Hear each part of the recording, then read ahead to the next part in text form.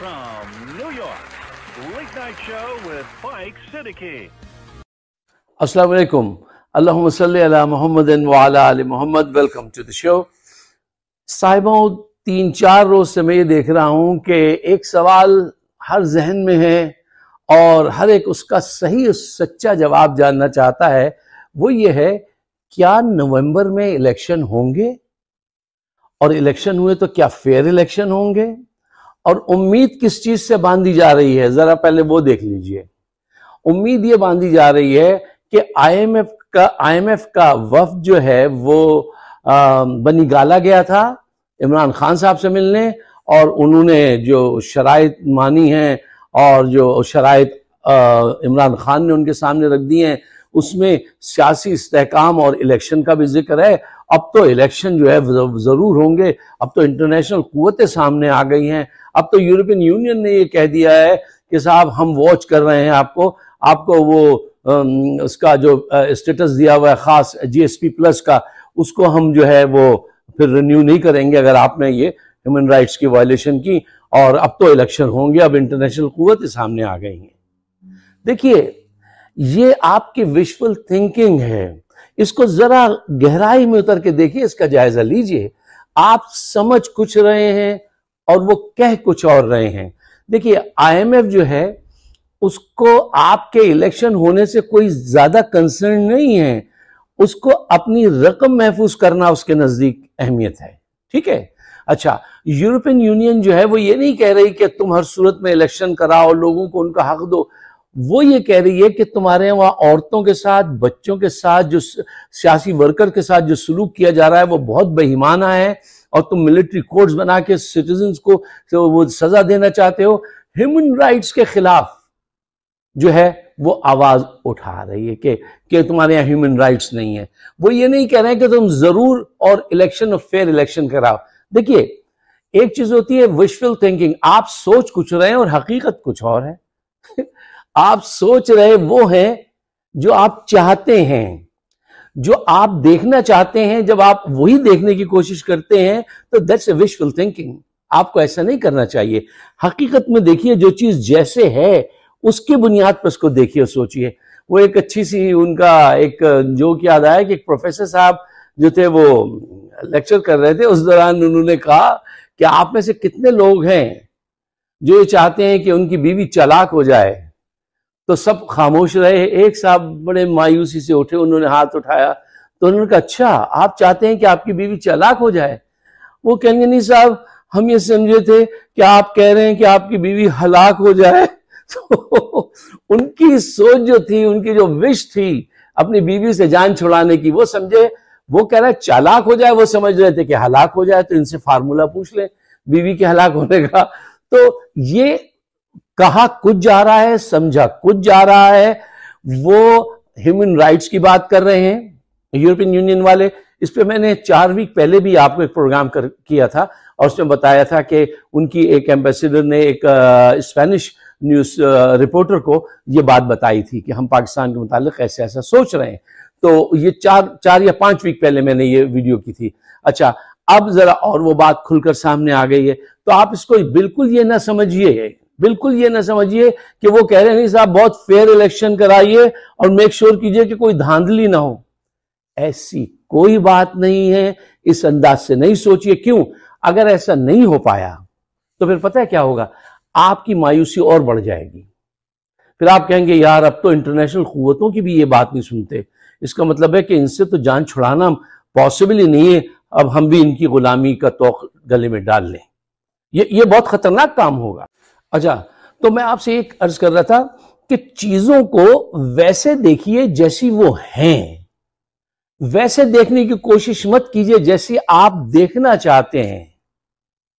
ख्वाहिश होती है ना, विजुअल थिंकिंग होती है ना, तुम मेरे साथ होती तो ऐसा होता, तुम इस बात पे कितना हंसती, तुम इस बात पे कितना रोती, या जो कुछ भी है वो विजुअल थिंकिंग बंद कीजिए, प्रैक्टिकल रहिए। देखिए, सियासत में जो हकीकत पसंद होगा और अपने हालात को उनको समझ के स्टेप लेगा वो आगे बढ़ता है। जो अपनी नाकामियों से कामयाबी के लेडर बना पाए वो आगे बढ़ता है। جو صرف ماتم کرتا رہ جائے یا حالات کو سمجھنے میں ہی غلطی کر دے تو اس کے لیے کوئی جگہ نہیں ہوتی. تو برائے مہربانی ایسے وشفل تھنکنگ سے دور رہیے، حقیقت پسندی سے کام لیجئے. دیکھیے فار ایگزامپل میں ایک پوائنٹ آپ کے سامنے رکھتا ہوں، مجھے اس کا آپ بتائیے. وہ الیکشن کیوں کرائیں گے؟ انہیں اپنی شکست آسمانوں پہ لکھی ہوئی نظر آ رہی ہے 100%. وہ الیکشن کیوں کرائیں گے؟ اچھا الیکشن نہیں کرائیں گے تو کیا ہوگا؟ مہنگائی ہوگی، غربت بڑھے گی. ان کی بلا سے مہنگائی ہو جائے، غربت بڑھ جائے، کچھ بھی ہو جائے، وہ اس میں سنسیئر نہیں ہوں گے کہ وہ فیئر الیکشن کرائیں. پھر ان کی جو بیک پہ کھڑے ہیں جرنیل، وہ بہت اسٹرانگ ہیں اور ان کے لیے بھی یہی اس وقت چیز عزیز ہے کہ وہ اپنی جان بچائیں. ارشد شریف کا خون دوڑ رہا ہے، وہ ان کو پکڑے گا کسی نہ کسی دن، ٹھیک ہے نا؟ خون چھپتا نہیں ہے. وہ اس وقت ان کے ساتھ مل کے یہ کوشش کریں گے کہ بغیر الیکشن کرائے ہی کوئی ایسی ترکیب ہو کہ کوئی حکومت بن جائے، کچھ ایسا اسٹرکچر بن جائے کہ جو ہے وہ 4-5 سال اس میں گزار دیے جائیں جب تک کہ عمران خان صاحب کی جو شہرت ہے وہ نیچے آ جائے. ٹھیک ہے، وہ اسی کی کوشش کریں گے. اگر الیکشن اناؤنس بھی کرنا پڑ جائے تو بھی وہ کرنے کے بعد اسی کی کوشش کریں گے. ایک اور دوسری اہم بات، اس کو میں نے کل بھی شاہ غالباً کل یا پرسوں اپنی لاسٹ اس میں کہا، آپ سے ریکویسٹ کی تھی. دیکھیے انہوں نے اتنے بڑے پیمانے پر دھاندلی کا پروگرام بنایا ہے کہ جس کا اندازہ آپ گلگت بلتستان سے لگا سکتے ہیں کہ وہاں آپ کیا حرکت کی گئی ہے. ہر جگہ اپنا کنٹرول حاصل کرنے کے لیے بہت بڑا دھاندلی کا پروگرام بنایا ہے. اور اگر وہ اس میں کامیاب ہو گئے تو پھر آپ روتے رہیے گا، وہ کوشش کریں گے کہ وہ ٹرین کو چلا دیں. لیکن یہاں پہ ایک بہت اہم نقطہ ہے، اس کو بھی پیش نظر رکھیے گا. وہ یہ ہے کہ آج جو کیوس آپ دیکھ رہے ہیں ملک میں، یہ تو کچھ نہیں ہے. جب یہ اتنے بڑے پیمانے پہ دھاندلی کریں گے، پھر جو عوام اٹھے گی وہ اتنے بڑے پیمانے پہ اٹھے گی کہ فوج کا تقدس ہو یا سیاستدانوں کی زندگی، وہ کچھ خیال نہیں کریں گے. جب آپ عوام کی رائے کو اتنے بڑے پیمانے پہ چرانے کی کوشش کریں گے، اور وہ سارے ینگ لوگ ہیں پی ٹی آئی کے جو سپورٹرز ہیں پوری پاکستان کے، اس وقت تو بوڑھا بھی اسی کا سپورٹر ہے، عورت مرد جوان بچہ سب اس کے. الیکشن کے بعد بڑے پیمانے پہ دھاندلی اور پھر اتنے بڑے پیمانے پہ ہنگامے ہوں گے کہ استغفر اللہ استغفر اللہ استغفر اللہ. اچھا یہ چونکہ سب سیکیور ہیں، کسی جرنیل کے گھر تو کوئی فرق نہیں پڑے گا، اس کے گھر تو دانے ویسے ہی ہیں اور آ جائیں گے. مولانا فضل الرحمان پہ کوئی فرق نہیں پڑے گا، شہباز شریف زرداری پہ. غریبوں کو تو انہوں نے کہہ دیا کہ let's take care of rich and Allah will take care of poor. تو وہ یہ ان کی سوچ یہی ہے کہ ان کو کچھ بھی ہو جائے اس کی ان کو کوئی پرواہ نہیں ہے.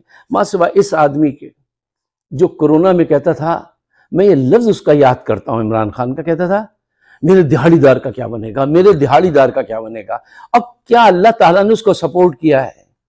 اللہ تعالیٰ نے سپورٹ کیا تھا جو وہ کرونا میں اپنی گاڑی بچا کے نکال کے لے گئے، ورنہ وہ اتنی بڑی بلا تھی، اتنی بڑی مصیبت تھی کہ جو ممالک کا حال ہوا ہے آپ کو بھی پتہ ہے، مجھے بھی پتہ ہے. تو دیکھیے یہ وہ وقت ہے کہ اپنی جان بچانے کے لیے جرنیل جو ہے وہ کسی کو مارنا پڑے مار دیں گے، لوٹنا پڑے لوٹ دیں گے. کیونکہ جب آدمی ایک ایسے سٹیج پہ آ جاتا ہے نا، اپنی جان بچانی پڑے تو وہ کچھ بھی کرنے کے لیے تیار ہو جاتا ہے. ایگزیکٹلی یہ اسی موڑ پہ کھڑے ہیں، اس کے کراس روڈ پہ کھڑے ہیں یہ، اور یہ تمام بدماش جو ہیں نواز شریف زرداری اور یہ سب. اب صرف انتظار کیجئے کہ اللہ رب العالمین ان کے ذہنوں کو بدل دے اور کوئی ایسی صورتحال پیدا ہو جائے کہ یہ فیئر الیکشن کرائیں اور پاکستان انارکی سے بچ جائے. لیکن اگر انہوں نے الیکشن نہیں کرائے تو بھی انارکی ہے، اور اگر اس میں دھاندلی کی تو بھی انارکی ہے. آپ اگر ان باتوں کو پیش نظر رکھ کر پاکستان کے لیے کچھ بہتری کرنا چاہتے ہیں تو میرے خیالات، اگر آپ کے خیالات سے ملتے ہیں تو اس کو شیئر کیجئے، آگے بڑھائیے آپ اپنی سوچ کو. ان خیالات کو ابھی سے آگے پروپیگیٹ کیجئے، بڑھائیے تاکہ حادثہ ہونے سے پہلے ہم سمجھ جائیں. ہمارا شو ہوتا ہے فائق صدیقی شو، یوٹیوب پہ ضرور سبسکرائب کیجئے، اپنے دوستوں کو بھی کہیے. آپ سب کا بہت بہت شکریہ.